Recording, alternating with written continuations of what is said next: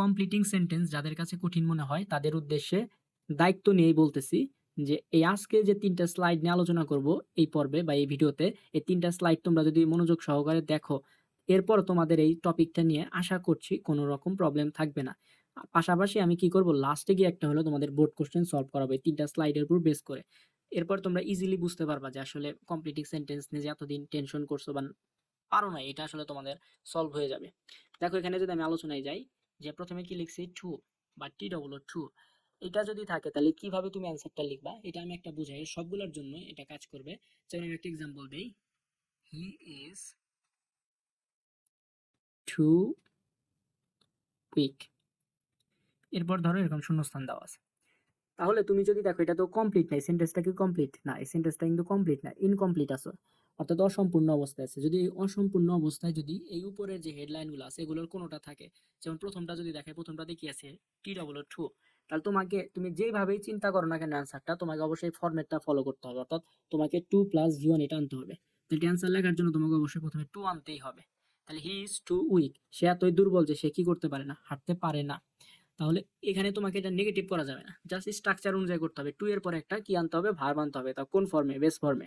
তাহলে তোমাকে এখানে যেহেতু হাঁটতে পারে না, সে এতই দুর্বল যে হাঁটতে পারে না, তাহলে হাঁটার ইংলিশ কি? ওয়াক। তাহলে হচ্ছে ওয়াকের কোন ফর্ম হবে বলো তো? প্রেজেন্ট ফর্ম হবে, ডব্লিউ এ কি ওয়াক। এখন তুমি যদি অন্যভাবে চিন্তা করো যে হাঁটার না, সে দৌড়ানোর কথা চিন্তা করলা, তাহলে এই স্ট্রাকচারটা সেম রাখতে হবে, শুধু এখানকার ভার্বটা চেঞ্জ হবে। তাহলে he is too weak to walk, না হয় তুমি এখানে কি দিতে পারো, রান দিতে পারো। অথবা তুমি দিতে পারো যে সে এতই দুর্বল সে দাঁড়াতে পারে না, তাহলে এখানে কি দিবা তুমি? স্ট্যান্ড দিবা। সো সিমিলারলি এই বাকিগুলোর ক্ষেত্রেও যে সো দ্যাট বা ইন অর্ডার দ্যাট থাকে, আর সেটা যদি প্রেজেন্টে থাকে তাহলে সাবজেক্টটা বসাইতে হবে তোমার। আর সাবজেক্টটা তুমি কিভাবে বসাবা সেটা হলো ওই সেন্টেন্স অনুযায়ী। যেমন এটার জন্য একটা এক্সাম্পল আমি যদি দেখাই, যে he works hard so that, এভাবে ধরো শূন্যস্থান দেওয়া আছে। He works hard so that, সে কঠোর পরিশ্রম করে এই জন্য যাতে সে জীবনে কি হতে পারে, সফল হইতে পারে, বা সে যাতে পড়াশোনা ভালো করতে পারে। তুমি যেটাই চিন্তা করো তোমাকে ফরম্যাটটা ফলো করতে হবে, স্ট্রাকচারটা ফলো করতে হবে। যেহেতু এটা প্রেজেন্টে আছে, যেখানে বুঝতেছি ওয়ার্কস আছে প্রেজেন্টে, তার মানে প্রথমটাই হবে, তো সাবজেক্ট আনতে হবে। তাহলে এখানে সে কঠোর পরিশ্রম করে এই জন্য যাতে সে জীবনে সফল হতে পারে, তার মানে এখানে সাবজেক্টটা কি? হি। তাহলে তোমাকে এখানে হি বসাইতে হবে, হি। ওকে, সাবজেক্ট তুমি বসাইছো। এরপর তোমাকে অবশ্যই ক্যান অথবা মেয়ের মধ্যে যে কোনো একটা আনতে হবে। তাহলে আমি ক্যান আনলাম, মেয়ে আনলেও হবে, একই কথা, ক্যান অথবা মেয়ে একটা লিখলেই হবে, হি ক্যান অথবা মে। এরপর তোমার যে ভার্বটা, এই যে ভার্বটা, এটাও তোমাকে এই সেন্টেন্সের সাথে মিল রেখে বসাতে হবে। সে কঠোর পরিশ্রম করে এই জন্য যাতে সে সফল হতে পারে, হি ক্যান বিকাম সাকসেসফুল। ওকে, এখানে ভার্বটা কি? ভার্বটা হচ্ছে এই যে বিকাম, মানে সফল হতে পারে, মানে কোনো কিছু হওয়ার ইংলিশ কি? বিকাম। বা তুমি যদি অন্যভাবে দাও যে হি ক্যান আর্ন মানি, সে যাতে কি করতে পারে, টাকা উপার্জন করতে পারে, এভাবে দিতে পারো। তাহলে সেক্ষেত্রে কি হতে পারে? হি ক্যান, উপার্জন করার ইংলিশ কি? আর্ন। তাহলে he can earn money. So তুমি, সে পরিশ্রম করে এই জন্য যাতে সে কি টাকা উপার্জন করতে পারে। অর্থাৎ তুমি যেভাবে চিন্তা করো এই যে এখানকার যে স্ট্রাকচার আছে এটা কিন্তু ফলো করতে হবে। যদি এটা পাস্টে থাকতো, ধরো এখানে ওয়ার্কস না দিয়ে আমি এখানে ওয়ার্কটা দিয়ে দিলাম, ইডি যুক্ত করে দিলাম, তাহলে এখানে এই যে ক্যানটা কি হয়ে যেত বলতো? ক্যানটা হয়ে যেত কুড, আর মেয়েটা হয়ে যেত কি? মাইট। নিচেরটাও সেম, এই ক্যানটা কি হয়ে যেত? ক্যানটা হয়ে যেত কুড, আর মেয়ে থাকলে হয়ে যেত মাইট। অর্থাৎ এই স্ট্রাকচারগুলো তোমাকে মনে রাখতে হবে। বাকিগুলো আমি দেখাচ্ছি না, জাস্ট বলে যাচ্ছি যে ইট ইজ হাই টাইম বা ইট ইজ টাইমও থাকতে পারে, হাই টাইম না থেকে শুধু টাইমও থাকতে পারে। সেই ক্ষেত্রে তোমাকে দুইভাবে করা লাগতে পারে।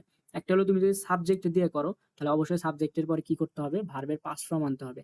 আর যদি তুমি টু দিয়ে করো তাহলে তোমাকে বা ভার্বের হলো প্রেজেন্ট ফর্ম আনতে হবে। অর্থাৎ এটা দুইভাবেই করা যায়। যদি সাবজেক্ট দেওয়া থাকে, যেমন আমি একটু এটা যদি একটু লিখে দেখাই, যে ইট ইজ হাই টাইম, ধরো এরকম দেওয়া আছে, ইট ইজ হাই টাইম, এরপরে ধরো উই দেওয়া আছে, উই দিয়ে এরকম শূন্যস্থান দেওয়া আছে, তাহলে সেই ক্ষেত্রে কিন্তু তোমার হাতে অপশন কিন্তু একটাই, যেহেতু সাবজেক্ট দেওয়া আছে তাহলে অবশ্যই পরে ভার্বটা কি পাস্টে করতে হবে। আর যদি সাবজেক্ট না দিয়ে এরকম দেওয়া থাকে, ধরো এখানে কিছু নাই, এরপরে হলো তোমার এভাবে শূন্যস্থান আছে, তাহলে সেই ক্ষেত্রে তুমি এই ফরম্যাটেও করতে পারো, এই ফরম্যাটেও করতে পারো। অর্থাৎ এখানে তুমি একটা মন মতো সাবজেক্ট লিখে পরে ভার্বের পাস্ট ফর্ম করেও দিতে পারো। যেমন এটার অ্যান্সার দুইভাবে লেখা যায়, it is high time we changed our habit, ধরো এরকম লিখলাম চেঞ্জড, এটা কিন্তু মনে রাখতে হবে পাস্ট হবে, উই চেঞ্জড আওয়ার হ্যাবিট। এটা আমি এখানে লিখলাম। অথবা তুমি এটাকে আরেকভাবে অ্যান্সার করতে পারো, ইট ইজ হাই টাইম, এরপর এটা আমি এখান থেকে নিচে দিতেছি, তাহলে এখানে it is high time to change. যদি তুমি টু দাও তাহলে হচ্ছে টু চেঞ্জ আওয়ার হ্যাবিট। আচ্ছা, বাকিটা লিখলাম না। ডট ডট দিলাম, তাহলে টু দিয়ে করলে এরপর ভার্বের প্রেজেন্ট ফর্ম হবে, বাট সাবজেক্ট দিয়ে যদি করো ভার্বের পাস্ট ফর্ম দিয়ে লিখতে হবে। সো এটা তোমাদের মনে রাখতে হবে। এরপর যদি অ্যাজ ইফ বা অ্যাজ দো থাকে, তাহলে অ্যাজ ইফ বা অ্যাজ দো এর আগের অংশ যদি প্রেজেন্ট ইনডিফিনিটে থাকে, অর্থাৎ প্রেজেন্ট ইনডিফিনিট বলতে সাবজেক্ট প্লাস ভি ওয়ান অর্থাৎ ভার্বের বেস ফর্ম, তাহলে পরের অংশ হবে কি পাস্ট ইনডিফিনিট, তাহলে সাবজেক্ট প্লাস ভি টু। আবার যদি অ্যাজ ইফ বা অ্যাজ দো এর আগের অংশ পাস্ট ইনডিফিনিট থাকে মানে সাবজেক্ট প্লাস ভি টু, তাহলে পরের অংশ হবে কি subject plus had plus V three. তাহলে এইটুকু তোমাকে মনে রাখতে হবে, এটার এক্সাম্পল দেখাচ্ছি না কারণ লাস্টে প্র্যাকটিস করালেই তখন এটা বুঝতে পারবা। আবার লিস্ট, এটার ক্ষেত্রেও সেম, যে তুমি যাই থাকুক তোমাকে আগে একটা কি বসাইতে হবে, সাবজেক্ট বসাইতে হবে। যেখানে যেমন যে প্রশ্নটা দেওয়া থাকবে বা ইনকমপ্লিট যে সেন্টেন্সটা থাকবে এই সেন্টেন্সের সাবজেক্টের সাথে মিল রেখে একটা সাবজেক্ট তুমি বসাবা। এরপর তোমাকে অবশ্যই শুড অথবা কি বসাইতে হবে, মাইট। এরপর যে ভার্ব থাকবে সেই ভার্বের হচ্ছে প্রেজেন্ট ফর্ম বসাইতে হবে, এই সাবজেক্ট বা এই কনটেক্সটের সাথে মিল রেখে একটা ভার্ব অন বা প্রেজেন্ট ফর্ম বসাইতে হবে। এরপর আনলেস, এটার ক্ষেত্রেও সেম, দেখো আনলেসের সাথের অংশটা যদি প্রেজেন্ট ইনডিফিনিট হয়, অর্থাৎ এই যে সাবজেক্ট প্লাস ভি ওয়ান যেখানে যে দেওয়া আছে প্রেজেন্ট ইনডিফিনিট হয়, তাহলে পরের অংশটা কি হবে সাবজেক্ট প্লাস উইল বা শ্যাল প্লাস ভি ওয়ান। আর এই দুইটার ক্ষেত্রে এই যে লিস্ট এবং আনলেস, এই দুইটার ক্ষেত্রে অ্যান্সারকে নেগেটিভ করা যাবে না, অর্থাৎ তুমি নেগেটিভ অর নট বা can not, do not, will not, shall not, অর্থাৎ নেগেটিভ করা যাবে না। এই দুইটার ক্ষেত্রে একটু মনে রাখবা যেটা কখনো নেগেটিভ হয় না, কারণ লিস্ট আনলেস এরা নিজেরাই নেগেটিভ। এটার যে শূন্যস্থানটা যে দেওয়া থাকবে এখানে তুমি নেগেটিভ বসাইতে পারবা না বা বসানো যাবে না, এই স্ট্রাকচার অনুযায়ী করতে হবে। এটাতে কি করা যাবে না, এখানে লিখে দেই নেগেটিভ করা যাবে না। ওকে, লাস্টে হলো নো সুনার হ্যাড অথবা স্কার্সলি হ্যাড বা হার্ডলি হ্যাড। যদি দেখো এই যেগুলোর কোনোটা আছে, নো সুনার হ্যাড থাকলে নর্মালি দেন হয়, আর পরের দুইটার ক্ষেত্রে লাস্টে হচ্ছে হোয়েন হয়। সো এগুলো যদি দেখো তাহলে তোমাকে হলো এই ফর্মেটে হলো কমপ্লিট করতে হবে সেন্টেন্সটা। এটার সাথে মিল রেখে একটা সাবজেক্ট লিখবা, আর ভার্ব যেটা বসাবা সেটা কোন ফর্মে হবে বলো তো, পাস্ট ফর্মে হবে। এই যে এটার সাথে কিন্তু মিল আছে, যেমন ইট ইজ হাই টাইমেও কিন্তু কি ছিল, ভার্বটা ছিল হলো পাস্টে ভি টু, দেখো এটারও ভার্বটা কি আছে পাস্টে আছে। সো এই দুইটার সাথে কিন্তু মিল আছে, সো এই দুইটাকে একটু একসাথে মনে রাখতে পারো, যেটারও সাবজেক্ট প্লাস ভি টু এটারও সাবজেক্ট প্লাস ভি টু। এই ছিল আমাদের প্রথম যে স্লাইড, এটার আলোচনা, আশা করছি বুঝতে পেরেছো। এখন পরের স্লাইডে আমরা আলোচনা করব দো অল দো এর নিয়ম নিয়ে। ওকে, দেখো এটাতে আমি একটু মানে মেন আলোচনা যাওয়ার আগে একটা এক্সাম্পল দিই, তাহলে বুঝতে সুবিধা হবে। যেমন একটা এক্সাম্পল আমি লিখি যে দো হি ইজ পুর, এরপর ধরো এরকম ফাঁকা ঘর দেওয়া আছে। দেখো যদিও সে গরিব, এটা কি পজিটিভ নাকি নেগেটিভ বলো তো? মানে গরিব হওয়া কি ভালো ব্যাপার নাকি খারাপ ব্যাপার? অবশ্যই নেগেটিভ ব্যাপার। তাহলে এটা আমি ধরলাম, লিখলাম নেগেটিভ। তাহলে এই আগের অংশটা দো এর সাথে যে অংশটা থাকবে, বা এখানে তো দুইটা পার্টে ভাগ থাকে, এটা যেহেতু কি সেন্টেন্স বলছে দেখো কমপ্লেক্স সেন্টেন্স। নর্মালি কমপ্লেক্স সেন্টেন্সে কয়টা পার্ট থাকে? দুইটা পার্ট থাকে। তাই যে প্রথম পার্টটা যদি নেগেটিভ হয় পরের পার্টটা হবে পজিটিভ, বা প্রথম পার্টটা যদি পজিটিভ হয় পরের পার্টটা হবে নেগেটিভ। শুধু কমপ্লেক্সের ক্ষেত্রে না, মানে এই চারটার ক্ষেত্রে দো অথবা অল দো, ইনস্পাইট অফ, সরি এটা হলো এই যে ইনস্পাইট অফ, আরেকটা কি ডিসপাইট অফ, এই চারটার ক্ষেত্রে যেখানে কথাটা আমি লিখে দিছি দো অল দো অথবা ইনস্পাইট অফ অথবা ডিসপাইট যুক্ত অংশের যে অর্থ হবে শূন্যস্থানে তার বিপরীত অর্থবোধক সেন্টেন্স হবে। অর্থাৎ এই একটা পার্টে যেরকম হবে তার অন্য পার্টে কি তার বিপরীত হবে। যেমন দো ইজ পুর, সে হলো যদিও সে গরিব কিন্তু সে কি, সে হচ্ছে, ধরো আমি একটা পজিটিভ কথা বলে দিলাম, সে হচ্ছে সৎ, তার মানে হচ্ছে এটা কি হবে হি ইজ অনেস্ট। তাহলে এখন তোমরাই বলো সৎ হওয়া কি ভালো গুণ না খারাপ গুণ? অবশ্যই ভালো গুণ, তাহলে এটা হলো পজিটিভ। তাহলে আগের অংশটা যেরকম হবে পরের অংশটা কি তার বিপরীত হবে। আর এখানে একটা তোমাদের কিন্তু যখন আমরা বাংলায় বলতে যাব, যেমন আমি যদি বলি যদিও সে গরিব কিন্তু সে সৎ, তবে একটা কিন্তু চলে আসতেছে, তাহলে তোমরা এখানে অনেক সময় কি দিতে যাবে, বাট দিতে যাবে, বাট এই বাট দিলে কিন্তু হবে না, বাটটা ইউজ করা যাবে না, বাট ছাড়াই তোমাকে লিখতে হবে, অর্থাৎ সাবজেক্ট ভার্ব এভাবে, বা এরপরে আরো যদি এক্সট্রা কিছু দিতে চাও দিবা, অর্থাৎ এই এটা স্ট্রাকচারটা ফলো করতে হবে। এই ছিল হচ্ছে আমাদের দো অল দো এর নিয়ম। এরপরে যদি ইন স্পাইট অফ বা ডিসপাইট এর নিয়মটা দেখি, সিমিলারলি এটার ক্ষেত্রে ডিফারেন্টটা হলো তোমার ইন স্পাইট অফ বা ডিসপাইট এর পর সাধারণত এই যে পসেসিভ অ্যাডজেক্টিভ হয়। পসেসিভ অ্যাডজেক্টিভ কোনগুলা, যেমন হিজ, তারপর হার, মাই, দেয়ার, এগুলো বসবে। যেমন আমি যদি একটা এক্সাম্পল লিখি, এটাই যদি লিখি অন্যভাবে, যে ইন স্পাইট অফ, দেখো ইন স্পাইট অফ এরপরে তোমাকে যদি আমি যদি লিখি তার দারিদ্রতার কারণে সে কি, সে হচ্ছে ভালো জীবন যাপন করতে পারে না, তাহলে ইন স্পাইট অফ এই যে এখানে একটা পসেসিভ অ্যাডজেক্টিভ দিতে হবে, in spite of his poverty, poverty. তাহলে যে হিজটা কিন্তু অবশ্যই আনতে হবে। এটা ডিসপাইট দিলেও হিজ হয়তো, ইনস্পাইট অফ দিলেও হিজ হয়তো, অর্থাৎ ইনস্পাইট অফ বা ডিসপাইট যেটাই থাকুক এরপরে একটা পসেসিভ অ্যাডজেক্টিভ হবে। তাহলে in spite of his poverty he can not lead a good life. তাহলে এইটুক যদি তোমাকে দেওয়া থাকে, তাহলে এইটুক যদি না দেওয়া থাকে চাইলে তুমি কি করবে, এভাবে এটাকে তোমাকে অর্থের সাথে মিলে এইটুকু আনতে হবে, in spite of his poverty he can not lead a good life. আচ্ছা, তার মানে এটা আশা করছি বুঝতে পেরেছি। এরপর থাকলো হলো সিন্সের নিয়ম। সিন্সের নিয়মটা কি? দেখো, এটা হলো আমি দুইটা পার্টে ভাগ করছি। অনেক সময় দেখবা যেটা কমন, বিশেষ করে যেটা ইট ইজ বা ইট ওয়াজ যেটাই থাকুক, লং সিন্স বা লং টাইম সিন্স এরকম যদি থাকে, তাহলে তোমাকে সাবজেক্ট প্লাস V2 অর্থাৎ ভার্বের পাস্ট ফর্মে লিখতে হবে। যেমন একটা কমন এক্সাম্পল প্রায় পরীক্ষায় আসে, যেমন এটা আমি এখানে লিখি, ইট ইজ লং টাইম সিন্স, এরকম দিয়ে তোমাকে শূন্যস্থান দেওয়া থাকে। তাহলে এটার অ্যান্সার কি হবে? It is long time since we met, অথবা we visited Cox's Bazar, we visited Dhaka, বা উই ওয়েন্ট দেয়ার। অর্থাৎ তুমি যাই লেখো এখানে একটা সাবজেক্ট আনবা তোমার মন মতো, বা ওই প্যাসেজে বা ওই সেন্টেন্সের আগেও তো এক্সট্রা কিছু দেওয়া থাকে, ওইটা দেখে তুমি একটা সাবজেক্ট আনলা। যেমন আমি উই লিখলাম, এরপর তোমাকে যে ভার্বটা আনবা এটা কোন ফর্মে দিবা বলতো? পাস্ট ফর্মে। তাহলে উই যদি ভিজিটেডটা দেই, উই ভিজিট না হয় কি হবে? ভিজিটেড, উই ভিজিটেড ঢাকা দিলাম, যে অনেক দিন হয়েছে আমরা কি করেছি, ঢাকা ভিজিট করেছিলাম। তাহলে সিন্সের এটা হলো সবচেয়ে ইম্পর্টেন্ট নিয়ম, এই যে প্রথমটা। আর পরেরটাতে কি বলছে যে সিন্স অংশের যে টেন্স হবে পরবর্তী অংশের টেন্সটা কি হবে? একই হবে। যেমন আগেরটা যদি পাস্টে থাকে পরেরটাও পাস্টে হবে, আগেরটা প্রেজেন্টে থাকলে পরেরটাও প্রেজেন্টে থাকবে। এটাই কথাই বলছে যে আগের অংশের টেন্স যা হবে পরবর্তী অংশের টেন্সও কি হবে? তাই হবে। এই ছিল হচ্ছে স্লাইড 2 এর আলোচনা। লাস্টের স্লাইড, এটাই সবচেয়ে ইম্পর্টেন্ট স্লাইড। অ্যাটলিস্ট একটা থেকে দুইটা এই স্লাইড থেকে কমন পড়বেই, মানে যতগুলো দেওয়া থাকবে জাস্ট এই স্লাইডটা যদি পড়ো, মিনিমাম আমি ধরতে পারি মিনিমাম দুইটা পড়বে, আর কপাল ভালো থাকলে তিনটাও আসতে পারে, চারটাও আসতে পারে। সেই স্লাইডটা খুব ভালো করে দেখো। কি বলছে যে ইফের হলো তিনটা নিয়ম, এই তিনটা নিয়ম খুব ভালো করে মনে রাখবা। এটার এক্সাম্পল আমি দেখাবো না, এটা জাস্ট নিয়মটা বলে যাবো, বাট আমরা যখন বোর্ড কোশ্চেন সলভ করব তখন এটা খুবই পাবো, মানে বারবার এটা পাবো। সো তখন দেখলে বুঝতে পারবে। এখন জাস্ট আমি নিয়মটা একটু বুঝাই বলি। যদি দেখো যে ইফের সাথে প্রেজেন্ট ইনডিফিনিট আছে, ইফের সেন্টেন্সগুলো কয় পার্টে থাকবে আমি একটু যদি দেখাই, এটা নর্মালি হচ্ছে দুইটা পার্টে থাকবে, যে এরকম এরকম। ধরো একটা পার্ট তো তোমাকে গিভেন দেওয়া থাকবে, বুঝতে পারছো, আর একটা পার্ট তোমাকে কি করতে হবে? পূরণ করতে হবে। অর্থাৎ যেই পার্টটা তোমাকে গিভেন দেওয়া থাকবে সেটা হলো ইফের পার্ট। তাহলে ইফের সাথে তুমি যদি দেখো প্রেজেন্ট ইনডিফিনিট আছে অর্থাৎ সাবজেক্ট প্লাস ভি অন, তাহলে পরের অংশ হচ্ছে subject plus will shall can মে, যেটাই দাও, দেওয়ার পরে এর সাথে একটা ভার্ব অন দিতে হবে এটার সাথে মিল রেখে। পরেরটা যদি দেখো পাস্ট ইনডিফিনিট আছে ইফের সাথে, তাহলে যে উইলটা হয়ে যাবে উড, শ্যালটা হয়ে যাবে শুড, ক্যানটা হয়ে যাবে কুড, মেটা হয়ে যাবে মাইট, আবার ভি অন। সো এই দুটা সিমিলার, অর্থাৎ প্রেজেন্ট থাকলে will plus V on, past থাকলে উড প্লাস ভি অন। আর লাস্টেরটা হলো পাস্ট পারফেক্ট যদি হয় ইফের সাথে, যেমন subject plus had plus V3 এরকম যদি থাকে, তাহলে হচ্ছে এই উড শুড কুড মাইট সবই সেম থাকবে, বাট এক্সট্রা একটা কি বসবে? এক্সট্রা একটা হচ্ছে হ্যাভ বসবে। আর হ্যাভ যদি বসে, হ্যাভের পরে ভার্বের কোন ফর্ম হয়? Past participle. তাহলে হ্যাভ প্লাস V3, এটা একটু আলাদা করে মনে রাখতে হবে। তাহলে ইফের হচ্ছে নর্মাল এই তিনটা নিয়ম, এটা খুব ইম্পর্টেন্ট, এই তিনটা মনে রাখবা। এরপর ইফের কিছু ব্যতিক্রম আছে, যেমন এই যে এখানে একটা হ্যাড দেখতেছো, এই হ্যাডটা অনেক সময় ইফের পরিবর্তে ব্যবহার করা হয়। দেখো তো এই নিয়মের সাথে, যে এই নিয়মের সাথে এই নিয়মের মিল আছে না? মিল আছে। কিভাবে? যেমন হ্যাড প্লাস V3 অর্থাৎ পাস্ট পারফেক্টের একটা স্ট্রাকচারের মতো আছে। তাহলে এরকম যদি থাকে পারফেক্টের একটা স্ট্রাকচারের মতো, তাহলে এটার অ্যান্সারটাও এই পারফেক্টের যে 3 নাম্বার রুলসের মতো অ্যান্সার হবে। দেখো subject plus would should could might plus have plus V3 একই নিয়ম। দেখো এটার এটা কি স্ট্রাকচারটা একই।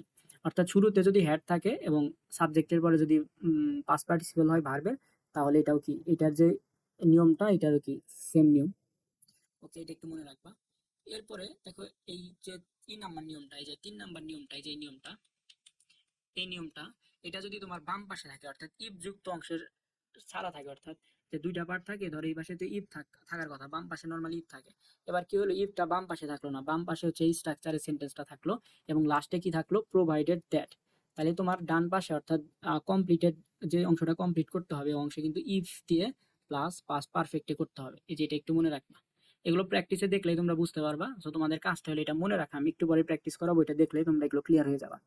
এরপর যদি ইফ এর পরে E plus subject plus were এরকম থাকে, যেমন if I were a bird, আমি যদি পাখি হতাম, I would fly in the sky. তাহলে যে এটা সিস্টেমটা কি, যে E plus subject plus were এরকম যদি হয়, তাহলে সাবজেক্টের পর এক্সট্রা একটা উড শুড কুড মাইট যাই আনো, এরপরে ভার্বের কি হবে? প্রেজেন্ট ফর্ম অর্থাৎ V1।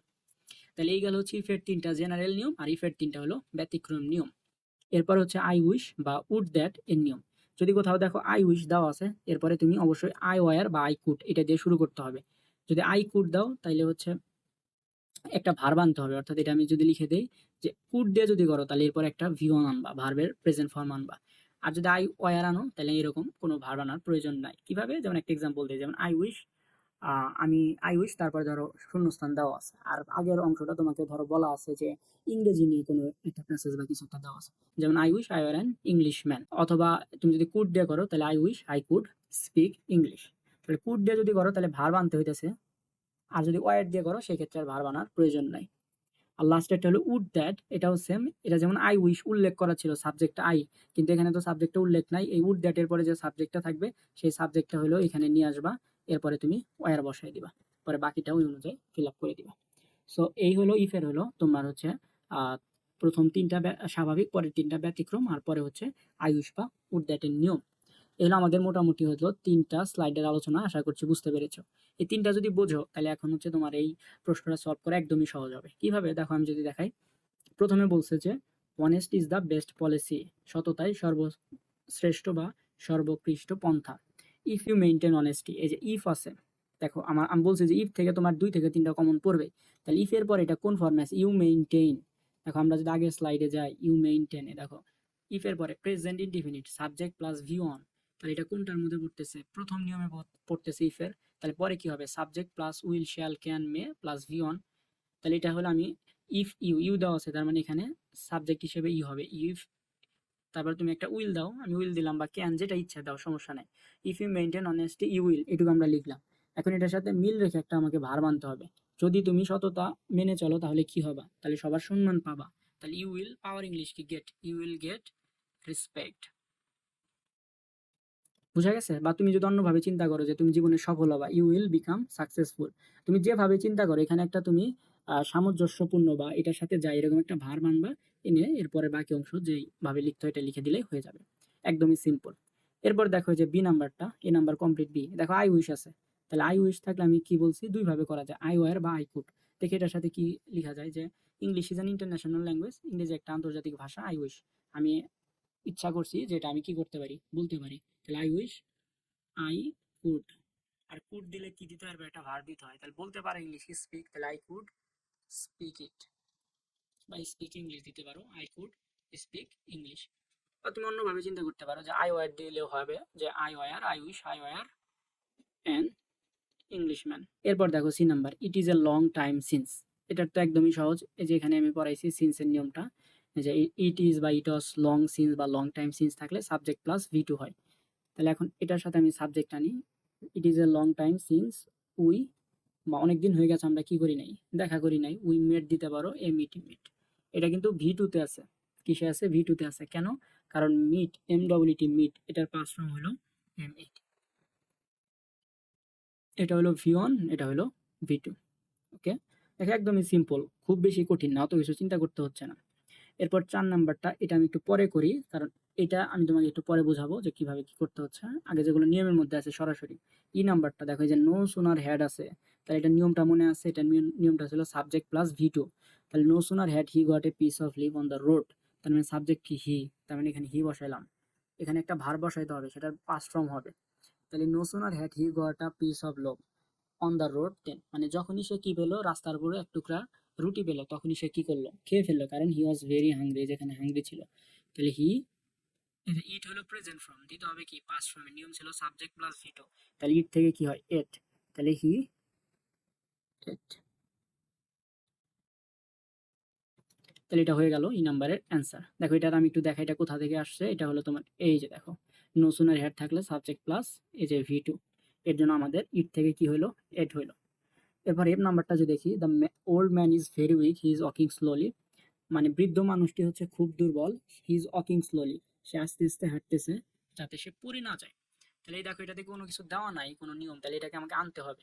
তাহলে এটাকে আমরা সো দ্যাট দিয়ে আনতে পারি, সো দ্যাট দিয়ে করতে পারি। হি ইজ ওয়াকিং স্লোলি, সে আস্তে হাঁটছে, সো দ্যাট, যাতে সে পড়ে না যায়, সো দ্যাট হি, যেহেতু এটা প্রেজেন্টে আছে দেখো, তাহলে ক্যান হবে, হি ক্যান নট, যেহেতু পড়ে না যায় নেগেটিভলি করতে হবে, তাহলে ক্যান নট দিতে হবে, হি ক্যান নট, ইংলিশ কি fall, he can not fall down, যাতে সে নিচে পড়ে না যায়। সো এটা আমাদের টান। জি নাম্বারটা, এই student should not memorise any answer blindly, একজন ছাত্রের কি হবে না উচিত? যে কোনো কিছু একদম ব্লাইন্ডলি অর্থাৎ অন্ধভাবে মুখস্থ বা মনে না রাখা। If he memorise the answer without knowing the meaning, যদি সে অর্থ না বুঝে কোনো একটা প্রশ্নের অ্যান্সার মনে রাখে তাহলে কি হবে, দেখো যে ইফ আছে, বলছি যে ইফ দিয়ে মিনিমাম তুমি কয়টা পাবা, দুইটা, একটা তো পাবাই, দুইটা মাস পাবা, তাহলে ইফ আছে। দেখো ইফের পরের অংশটা কি, সাবজেক্ট হি আর মেমোরাইজেস, এটা হলো ভার্ব ভিওন। দেখো এটা হলো সাবজেক্ট, পরেরটা হলো ভিওন। তাহলে ইফের পরে সাবজেক্ট প্লাস ভিওন থাকলে কি হয় তোমরাই বলো। এই যে দেখো কি আছে এখানে, এই যেটা, তাহলে কি হবে, সাবজেক্ট প্লাস উইল বা শ্যাল বা ক্যান বা একটা দিলেই হবে, তারপরে ভার্ব অন।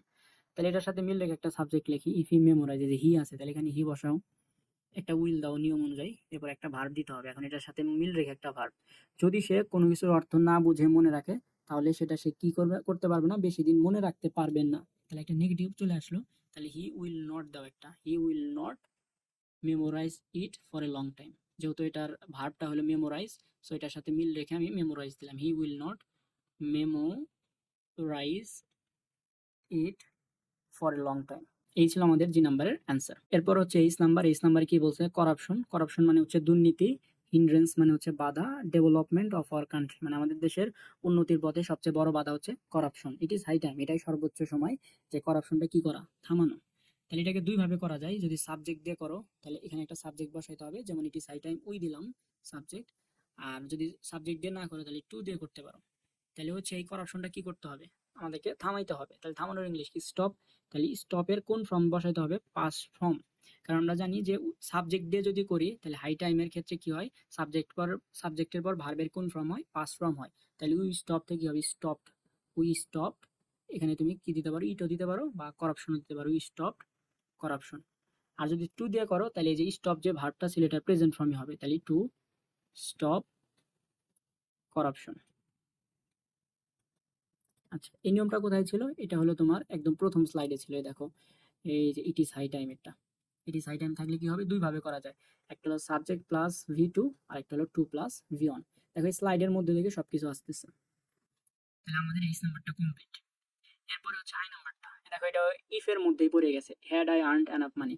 এই যে দেখো এটা কোথায় আছে, এই যে হ্যাড দিয়ে শুরু, এই যে এখানে, যে হ্যাড দিয়ে যদি শুরু হয় সাবজেক্ট প্লাস ভি থ্রি হয়, তাহলে দেখো subject plus would should could might have plus V three. তাহলে এই যে দেখো এরকম আছে যে had plus subject plus V three. তাহলে এটার ক্ষেত্রে কি করতে হবে, একটা সাবজেক্ট আনতে হবে। Had I earned enough money, আমি যদি অনেক টাকা উপার্জন করতাম তাহলে কি করতাম, সাবজেক্ট হলো আই, এরপর একটা উড আনতে হবে, আই উড, তারপরে তোমার কি আনতে হবে, একটা হ্যাভ আনতে হবে, আই উড হ্যাভ, তারপরে হচ্ছে একটা ভার্ব আনতে হবে এটার সাথে মিল রেখে, যেটার কোন ফর্ম হবে, পাস্ট পার্টিসিপল। তাহলে আমার যদি অনেক টাকা হতো তাহলে আমি গরিবদের কি করতাম, সাহায্য করতাম, I would have helped the poor. তাহলে হেল্প থেকে হবে কি, হেল্পড দ্য পুর। দেখো এই যেটা আমাদের আরেকবার তোমাদের দেখাচ্ছে, এই যে দেখো যে সাবজেক্ট পরিবর্তে দিলাম হচ্ছে আই, এরপরে আমি উড নিছি, এরপরে হচ্ছে একটা হ্যাভ দিছি, তারপর হেল্প থেকে হেল্পড। আশা করছি এই আই নাম্বারটা তোমরা একদম ক্লিয়ার। এখন লাস্টেরটা থাকতেছে হলো যে number, my brother will come to Rajshahi from Dhaka, so I have to go to station with a view to. আমাকে স্টেশনে যেতে হবে, এই দেখো উইথ এ ভিউ টু, এটা আমি পড়াইছিলাম রাইট ফর্ম অফ ভার্বে, সো এর জন্য এখানে আর এটা আলাদা করে আলোচনা করি নাই। যেমন ওটাতে বলছিলাম যে টু এর দুইটা নিয়ম, একটা হলো নর্মালি যদি টু থাকে তাহলে ভার্বের কোন ফর্ম হয়, বেস ফর্ম হয়। আর যদি উইথ এ ভিউ টু অথবা লুক লুক ফরওয়ার্ড টু, এই দুইটার যে কোনো একটা যদি থাকে, উইথ এ ভিউ টু অথবা লুক ফরওয়ার্ড টু, তাহলে এরপরে ভার্বের সাথে অবশ্যই কি হবে, আইএনজি যুক্ত করতে হবে।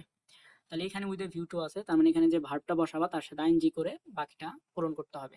তাহলে যেহেতু আমার ভাই ঢাকা থেকে না Rajshahi, will come to Rajshahi from Dhaka, Dhaka থেকে রাজশাহীতে আসতেছে, তাহলে তাকে স্টেশনে কি করার জন্য যাব, তাকে রিসিভ করার জন্য যাব। তাহলে এখানে রিসিভ থেকে কি হবে, receiving, R E C E I V I N G, receiving. আচ্ছা, এখানে রিসিভিং এ ই হবে কিনা তোমরা একটু বানানটা দেখে নিও, মনে হয় হবে না, R E C I V N G, receiving with a view to receiving him. তাহলে এটার অ্যান্সার কি হলো, so I have to go to station with a view to receiving him. তাকে রিসিভ করার জন্য আমাকে কি করতে হবে, স্টেশনে যেতে হবে। এই ছিল যে নাম্বারের অ্যান্সার। লাস্টে বাকি থাকলো ডি নাম্বারটা, দেখো এটার অর্থটাকে বুঝি, he talks too much while doing his work. সে যখন তার কাজ করে তখন খুব কথা বলে। আই ডোন্ট লাইক পিপল, আমি পছন্দ করি না, হু মানে ওই ধরনের মানুষদেরকে, যারা কি করে, বেশি কথা বলে, মানে আমি ওই ধরনের মানুষদেরকে পছন্দ করি না যারা বেশি কথা বলে। তাহলে আই ডোন্ট লাইক পিপল, আমি পছন্দ করি না ওই ধরনের মানুষদেরকে, হু মানে হলো যারা, তো যারা বেশি কথা বলে। তাহলে দেখো এই ডব্লিউএস কোশ্চেনগুলো যদি বাক্যের শুরুতে থাকে তাহলে বুঝবা এটা হচ্ছে কি ইন্টারোগেটিভ সেন্টেন্স, আর মাঝখানে থাকলে এটা অবশ্যই অ্যাসার্টিভ সেন্টেন্স হিসেবে বসবে এবং সাবজেক্ট আকারে বসবে। তাহলে আমি যদি বাংলায় করি যারা বেশি কথা বলে, তাহলে যারা হলো সাবজেক্ট, বেশি কথা, কথাটা কি ভার্ব, তাহলে এখানে আমাদেরকে ভার্ব আনতে হবে। যেমন হু টক, কথা বলা ইংলিশ কি টক, হু টক টু মাচ, যারা বেশি কথা বলে, টু মাচ মানে বেশি। তাহলে I don't like people who talk too much. Normally WS এর পরে যদি এটা কোশ্চেন না বোঝায় মাঝখানে বসে, তাহলে এরপর নর্মালি কি বসে, নর্মালি হচ্ছে ভার্ব বসে। তাহলে এটার সাথে মিল রেখে আমি একটা ভার্ব বসাইলাম হলো talk, I don't like people who talk too much. সেটা হলো ডি নাম্বারের সলিউশন। তাহলে আমি 3টা স্লাইডে যা আলোচনা করেছি, শুধু ডি নাম্বার ব্যতীত দেখো সবগুলাই কিন্তু কমন চলে আসছে একদম হুবহু, কোনো রূপ চেঞ্জ ছাড়া। সো তোমরা এই 3টা স্লাইড যদি খুব ভালো মতো প্র্যাকটিস করো বা মনে রাখো কি কি ছিল, তাহলে আশা করছি বোর্ড কোশ্চেনে তোমাদের এখানে কয়টা আছে, 10টার মধ্যে তোমরা অ্যাটলিস্ট খুব সহজে 8টা অ্যান্সার করতে পারবা। আর যদি একটু ভালো করে বাসায় প্র্যাকটিস করো তাহলে ইনশাল্লাহ 10এ 10ই পাবা। আর যদি এই টপিকের বাইরেও কোনো কিছু জানার থাকে নিচে কমেন্ট করতে পারো, আমি ইনশাল্লাহ অ্যান্সার করার চেষ্টা করব। আর এরকম ভিডিও আরও পেতে চাইলে তোমাদের কাছে অনুরোধ থাকবে চ্যানেলটি সাবস্ক্রাইব করে রাখো, তাহলে আমি ভিডিও আপলোড করলে তোমাদের কাছে চলে যাবে। সো আজকের মতো এতটুকুই, সকলের জন্য সুস্থতা কামনা করে এখানে বিদায় নিচ্ছি। ধন্যবাদ সকলকে।